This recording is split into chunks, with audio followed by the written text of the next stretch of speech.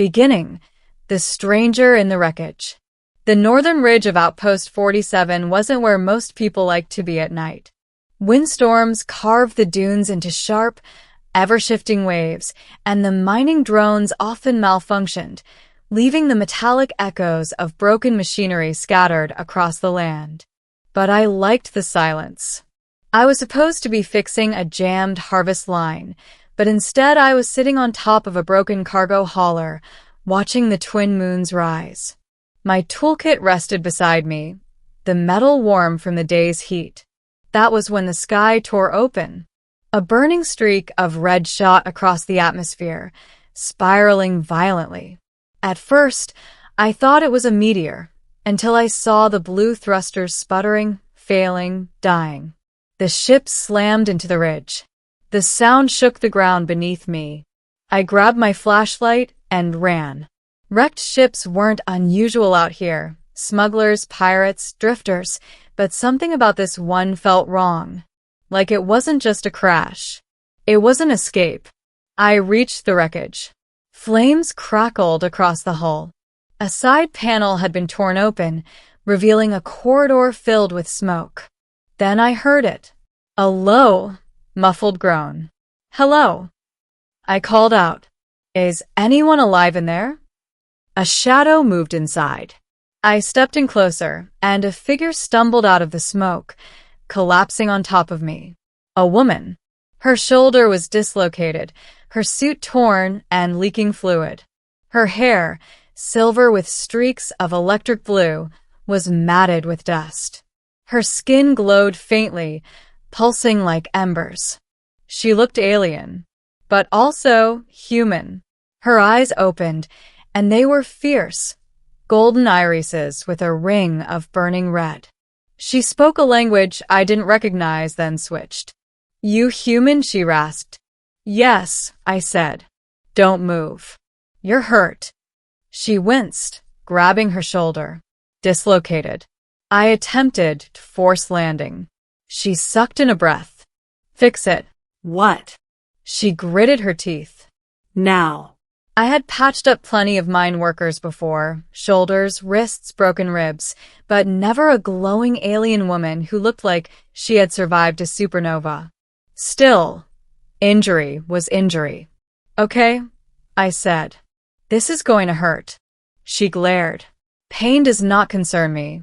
I placed my hands on her shoulder, feeling the heat radiating from her strange, glowing skin. Her breath hitched, not from fear, but anger at her own weakness. I counted. 1, 2. Before I said 3, she nodded once. I popped the joint back into place. She gasped, sharp, powerful, then steadied herself. Her eyes locked onto mine. "You saved my arm," she whispered. "Why?" Nobody else was here. She looked surprised, as if genuine help was something alien to her. Before I could say anything else, a loud roar echoed across the ridge. Her expression darkened instantly. "They're coming." "Who?" I asked. She grabbed my shirt, pulling me close. "Run." Middle. The woman who didn't need saving. We sprinted through the dunes as shadows moved across the sky, dark ships shaped like razors, humming with predatory energy. I recognized them. Everyone on this planet did. The Black Sovereignty. Raiders. Conquerors. Monsters. The woman breathed deeply, regaining her strength. The glow underneath her skin intensified. "Keep running," she commanded. "No offense," I said through gasps, "but who exactly is chasing you?" She didn't answer. Instead, she surveyed the sky with a calculating coldness, the kind only a trained killer or a hardened commander could possess. But before she could say anything, one of the sovereignty hunters landed in front of us, blades extending from its arms. The woman stepped in front of me. "You are unworthy to stand before me," she said to the machine. The hunter lunged. She didn't hesitate. She caught the metal blade with her bare hand, her skin glowing brighter. The temperature spiked around us. Steam rose from the sand. She crushed the blade. The hunter froze. Then she ripped its head off with one fluid motion. I stumbled back. What are you? She looked at her glowing hand, breathing hard. Her voice turned low. Regal. Dangerous. I am someone you should not have touched. She glanced at me. Yet you did. Before I could ask more, she grabbed my wrist. We must keep moving. More will come. Inside the canyon outpost, we reached the mining shelter, a small bunker built into the rock. She shoved me inside and sealed the metal door with a swipe of her glowing hand, fusing the lock with heat. She sat against the wall, breathing deeply. Her skin flickered like broken starlight. You need medical attention, I said. I need time, she replied sharply. Time to regenerate. She closed her eyes. For a moment, she looked peaceful, almost vulnerable. I knelt beside her. Are you going to tell me who you are now? Her golden eyes opened slowly. I am called Veyra. That's your name? A title, she corrected. My true name would melt your tongue. Okay, Veyra. Why were you being hunted? Her gaze sharpened. Because I refused to annihilate an entire colony. I blinked. You refused to kill innocent people, and your own people tried to kill you for it. I was not given a choice. Her voice grew bitter. The lords demanded obedience. I chose defiance. So they sent the hunters. She leaned back. And now you are involved. I frowned. Look, I just fixed your shoulder. I didn't ask for any of this. You did ask, she whispered, when you chose to help me. Her eyes softened for the first time. That choice may save your life or doom it. The truth revealed hours passed. The hunters prowled outside, their sensors scraping against the rocks. Veyra finally stood, steady, powerful, restored. I can no longer hide it from you, she said. Hide what? She stepped into the dim light, her presence filling the bunker like a gravitational force. I am Veyra Sa'Khalis, she said, Empress of the Black Sovereignty. My blood ran cold. The Empress. The monster who commanded armies. The ruler whispered about in terror. The one who conquered star systems with a wave of her hand. You're lying. She shook her head.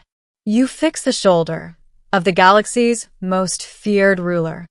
I stumbled backward. Why would an empress be running? She approached me slowly. Because even an empress can be betrayed. Her voice trembled. My council sought to replace me. They claimed I was weakening. She gestured around. Compassion is forbidden among my kind. She looked at me with something like shame. You are the first person in many cycles to touch me without trembling, without fear. I swallowed hard. I didn't know who you were. And that, she whispered, is why I am still here. The bond of survival outside, the hunters grew impatient. Explosive charges detonated against the bunker door. Veyra's eyes blazed. You helped me once, she said quietly. Now stay behind me. The door blew open. Hunters swarmed inside. Veyra stepped forward like a goddess of fire and fury. You wanted a traitor? She roared. Come claim her. Her body exploded with radiant force. The air vibrated. The ground cracked. Hunters disintegrated in waves of white gold heat. I shielded my face as the bunker walls glowed red. She fought like a living weapon. No, like a queen reclaiming her throne. But the hunters kept coming. One leapt for me. I stumbled, bracing for death, but Veyra appeared in front of me instantly, taking the blow. A deep cut carved across her side. She fell to one knee. I caught her before she hit the floor. Veyra. Her breath trembled. It seems I am not invincible. Stay with me. She touched my cheek, her skin warm. "Why do you care?" she whispered. "Because someone has to." Something in her hardened expression cracked. She exhaled, a breath filled with disbelief. "As you wish," she murmured. And then she collapsed fully, ending the choice that changed the galaxy. When Veyra woke again, we were aboard a stolen hunter vessel. I dragged her inside and set the autopilot to the nearest safe star system. She stared at me, not with command, not with superiority, but with awe. "You carried me," she said softly. "You would have done the same." Her golden eyes softened. "No," she whispered. "I would not have. Not before meeting you." She stood slowly, wincing. "Where are we going?" "Wherever you want," I said. "But we can't stay here." She looked out the window at the stars stretching infinitely. "My people will hunt me forever," she murmured. "Unless," she fell silent. "Unless what?" Her gaze locked onto mine. "Unless I reclaim what is mine." Her voice shifted, becoming the Empress again. But different now. Warmer. Clearer. Tempered. "You have shown me a path I never saw before. A ruler does not need fear to command. Perhaps I can rebuild the sovereignty into something greater."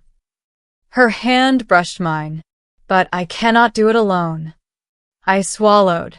"You're asking me to help you rule an empire?" "No," she said softly. "I am asking you to stand beside me. The only one who saw me as a person, not a monster." I hesitated. Then I nodded. "All right. Let's take your throne back." For the first time, Veyra Sa'Khalis, Empress of the Black Sovereignty, smiled. A real, genuine smile. "Then let the stars bear witness," she whispered, "to the day an Empress found a single human and chose him." She extended her hand. "Together?" I took it. Together. The ship leapt into hyperspace, carrying an Empress, a minor, and a future no one could have predicted. A future shaped not by fear, but by the smallest, strangest act of fate. A man fixing the shoulder of a woman everyone else feared.